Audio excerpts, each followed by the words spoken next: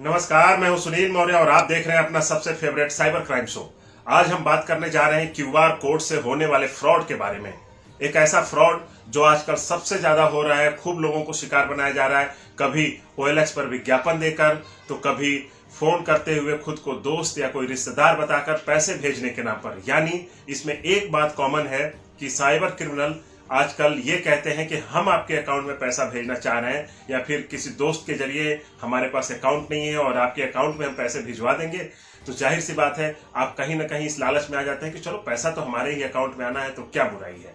फिर cyber criminal आपको एक क्यूआर कोड भेजते हैं और वो क्यूआर कोड से आपके अकाउंट से पैसे निकल जाते हैं। तब आप परेशान हो जाते हैं कि आखिर ये फ्रॉड हमारे साथ कैसे हो गया।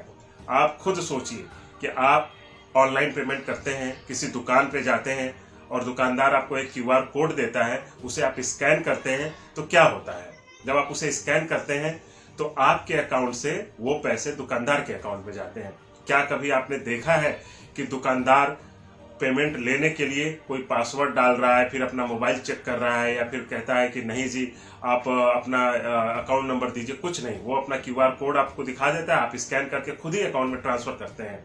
तो खुद सोचिए कि जिस क्यूआर कोड को स्कैन करके पिन नंबर डालने की जरूरत पड़ती है, तो पैसा आपके अकाउंट से नहीं कटेगा तो क्या दुकानदार के अकाउंट से कटेगा? ऐसा तो होगा नहीं।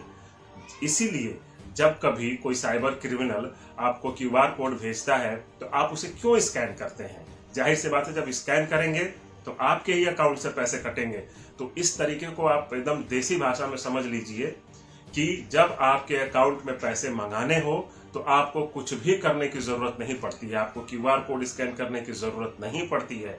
आपको करना है तो ज्यादा से ज्यादा आप किसी को अपना अकाउंट नंबर दे देंगे तो ऑटोमेटिक आपके खाते में वो पैसा आ जाएगा।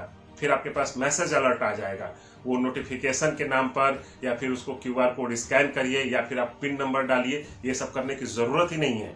तो आपके अकाउंट में जब भी पैसा आना हो या कोई कर रहा हो तो आपको कुछ भी उसमें करने की जरूरत नहीं है। आपको मोबाइल फोन यूज करने की जरूरत ही नहीं है। लेकिन साइबर क्रिमिनल हमेशा ऐसा ही करते हैं। वो भेजेंगे, कहेंगे कि आप इसको स्कैन कर लीजिए, आप इसको एक्सेप्ट कर लीजिए, आप इस लिंक पर क्लिक कर दीजिए। अरे भाई, जब पैसा भेज रहे हैं तो लिंक पर क्लिक करने की जरूरत क्या है? कभी आप खुद सोचिए कि आपके अकाउंट में सैलरी आती है तो कुछ आपको करना पड़ता है? नहीं ना, सीधे आपके अकाउंट में पैसे आ जाते हैं। तो फिर इस तरीके में जब कोई आप ऑनलाइन विज्ञापन देते हैं या कुछ भी करते हैं, या फिर कोई कहता है कि आपके अकाउंट में पैसे आएंगे, तो फिर किसी लिंक पर या फिर क्यूआर कोड को स्कैन क्यों करते हैं? तो आपको ये बेसिक बात आपको समझने की जरूरत है। और रही बात कि इस तरह के फ्रॉड के शिकार आखिर कौन लोग हो रहे हैं, कैसे हो जाते हैं, तो आपको एक बात बता दूं कि अभी हाल ही में दिल्ली के सीएम अरविंद केजरीवाल की बेटी के साथ सेम इसी तरीके से फ्रॉड हुआ। आप खुद सोचिए कि उनकी बेटी काफी पढ़ी लिखी है, बहुत टैलेंटेड है, फिर भी इस तरह के साइबर क्रिमिनल के जाल में फंस जाती हैं। इस तरह की जब खबर आई तो काफी सारे लोगों ने इसका मजाक उड़ाया, लेकिन ये बात मजाक उड़ाने की नहीं है। ये बात गंभीरता से सोचने वाली बात है कि जब एक पढ़ी लिखी लड़की इस तरह के ट्रैप में फंस सकती है, तो जो लोग इतना ज्यादा अवेयर नहीं है उनको कितना आसानी से फंसाया जा सकता है। दरअसल क्या है कि हम लोग जो है यूट्यूब पे या फिर मोबाइल पे या फिर किसी भी तरीके से दुनिया भर की चीजें देखते हैं, हम फिल्म देखते हैं, हम गाने सुनते हैं, लेकिन साइबर क्राइम को लेकर के कभी भी अवेयर होने के लिए हम कोई जानकारी नहीं देखते हैं। हम सोचते हैं कि हमें कौन फंसाएगा, हमें कौन साइबर क्राइम हमें फंसा सकता है, लेकिन हम यहीं पे गलती करते हैं। हम सोचते हैं कि हम बहुत ज्यादा जागरूक हैं, हमें कोई फंसा नहीं सकता है, इसीलिए वो लोग फंसते हैं। आप खुद सोचिए कि अगर दिल्ली के सीएम केजरीवाल की बेटी ने अगर ये खबर कहीं देखी होती, किस तरीके से फ्रॉड हो रहा है, हम जो भी विज्ञापन डालते हैं, जैसे उन्होंने OLX पे डाला था कि हम सोफा बेच देंगे, तो सोफा बेचने के नाम पर हुआ क्या, एक साइबर क्रिमिनल उनसे कांटेक्ट करता है और कहता है कि 20,000 का ये सोफा मैं खरीद रहा हूं और इसके लिए एडवांस पूरी पेमेंट भी करना चाहता हूं। वो तैयार हो जाती हैं कि ठीक है भाई कर दो। तो वो पहले क्या करता है कि 10 रुपए कहता है कि हम आपके अकाउंट में भेज कर ये चेक करना चाहते हैं कि आपके अकाउंट में हमारे अकाउंट से पैसे जा रहे हैं या नहीं। तो शुरुआत में वो 10 रुपए ट्रांजेक्शन कर देता है, उनके अकाउंट में वो पैसे आ जाते हैं, तो उन्हें भरोसा हो जाता है कि अब ये पैसे हमें मिल जाएंगे। इसके बाद वो साइबर क्रिमिनल एक क्यूआर कोड भेजता है और कहता है कि इसको आप स्कैन करके अपना बैलेंस चेक करिए। तो वो जैसे ही स्कैन करके आप बैलेंस चेक करने का मतलब ये है कि आप अपना पिन नंबर डालेंगे। पिन नंबर जैसे ही डाला तो उनके अकाउंट से 20,000 रुपए निकल गए। अब उन्होंने कहा कि अरे ये कैसे हो गया कि वो पैसे तो मेरे अकाउंट में आने थे लेकिन मेरे अकाउंट से ही 20,000 रुपए कट गए। जब ये बात कहती हैं तो साइबर क्रिमिनल कहता है कि अरे मैडम ये तो हमारे से गलती हो गई, अब हम आपको ये पैसे लौटा रहे हैं, तो आपको एक हम लिंक भेज रहे हैं और इस लिंक पे आप क्लिक करिए तो आपके अकाउंट में वो पैसे फिर आ जाएंगे, तो हमारी गलती दूर हो जाएगी। वो सोचते हैं कि चलो जी भला बंदा है, हम कर लेते हैं ऐसा। वो लिंक भेजता है, फिर वही प्रोसेस, वो लिंक पे क्लिक करती हैं और अपना पिन नंबर डालती हैं। जैसे करती हैं तो 14,000 रुपए और उनके अकाउंट से कट जाते हैं। तब उन्हें समझ में आता है कि नहीं नहीं, ये गलती वाला मामला नहीं, ये फ्रॉड का मामला है। तब जब वो समझती हैं तो इसके बाद वो पुलिस को शिकायत करती हैं और पुलिस तेजी दिखाते हुए 1 हफ्ते के अंदर एक साइबर क्रिमिनल को पकड़ भी लेती है।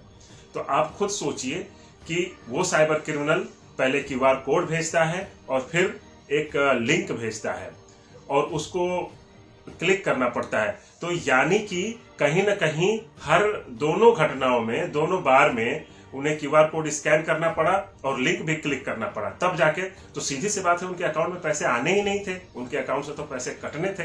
अगर ये बात आप समझ जाएंगे कि कभी भी पैसे आने के लिए हमें किसी चीज पे क्लिक करने की जरूरत ही नहीं है, ना हमें कुछ करने की जरूरत नहीं है। दरअसल होता क्या है कि हमारे मोबाइल में हमारे जो हम ई-वॉलेट आजकल यूज कर रहे हैं, ऑनलाइन पेमेंट कर रहे हैं, उसमें एक रिक्वेस्ट मनी का ऑप्शन होता है। जैसे आपको हम अभी बताएंगे भी कि होता क्या है कि आप जैसे पेटीएम में जाते हैं या फिर आप यूपीआई के जरिए, तो आपको एक हम उदाहरण दिखा लेते हैं कि यूपीआई में हम जाते हैं और रिक्वेस्ट मनी का एक ऑप्शन होता है कि जिससे रिक्वेस्ट मनी का मतलब कि हमारे अकाउंट में पैसे आएंगे। तो देखिए हम कैसे इस चीज को हम जनरेट कर रहे हैं। हम 2,000 रुपए जनरेट करने के लिए हम जाते हैं और फिर हम हम रिक्वेस्ट मनी के ऑप्शन पे क्लिक कर रहे हैं। रिक्वेस्ट मनी पर जा करके हमने ये 2,000 रुपए हमने ये ऑप्शन भर दिया और 2,000 रुपए भरने के बाद अब हम लिख रहे हैं, उस पर एक ऑप्शन होता है मैसेज लिखने का। उस मैसेज में हम चाहे तो कुछ भी लिख सकते हैं। हम ये भी लिख सकते हैं कि हम आपको पैसे भेज रहे हैं और आप इसे एक्सेप्ट करिए। जैसे मैंने इसमें लिख दिया कि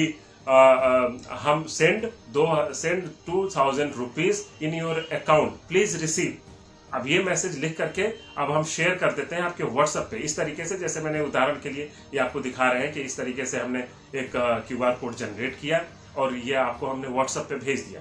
अब इस QR कोड को जैसे ही आप स्कैन करेंगे तो ये 2,000 रुपए ये आपके अकाउंट से कटेंगे, ना कि वो 2,000 रुपए आपके अकाउंट में आ जाएंगे। इसी तरीके से YouTube पे तमाम ऐसे वीडियोस हैं जिसको देख करके साइबर क्रिमिनल ये आसानी से जान जाते हैं कि कैसे हमें QR कोड बनाना है और कैसे हमें 20,000, 15,000 जो चाहिए उस तरह के अमाउंट भर करके वो QR कोड आपको भेज देते हैं और फिर आप उसे स्कैन करते ही आपके अकाउंट से पैसे निकल जाते हैं। इसी तरह से लिंक भी जनरेट कर दिया जा सकता है। इसके लिए भी YouTube पे तमाम वीडियो हैं।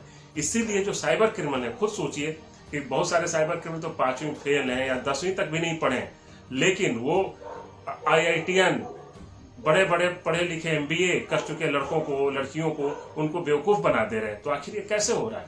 क्योंकि कहीं ना कहीं ये हमारी लापरवाही होती है, हमारा बहुत ही ज्यादा ओवर कॉन्फिडेंट होता है कि हम बेवकूफ नहीं बन सकते हैं। इसीलिए साइबर क्रिमिनल इस तरह का शिकार बना रहे हैं। इसलिए कभी भी कोई भी QR कोड आए या फिर लिंक आए, उस पर आपको क्लिक करने की, आपको स्कैन करने की जरूरत ही नहीं है, क्योंकि पैसा जब भी आपके अकाउंट में आएगा तो उसके लिए आपको कुछ भी करने की जरूरत नहीं है। इसलिए कभी भी OLX पर अगर कोई आप विज्ञापन देते भी हैं, अगर कोई आपसे संपर्क करता है कि हम आपको पैसे भेज रहे हैं, तो आप कहिए कि आपको भेजना है तो ये अकाउंट नंबर है, आप इस पर भेज दो।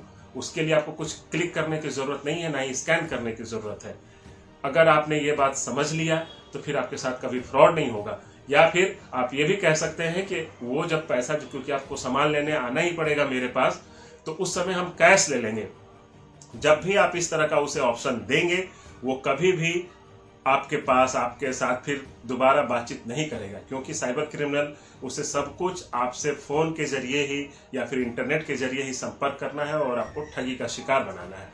इसलिए आप खुद अलर्ट रहिए, दूसरों को भी अलर्ट करिए और सुरक्षित रहिए।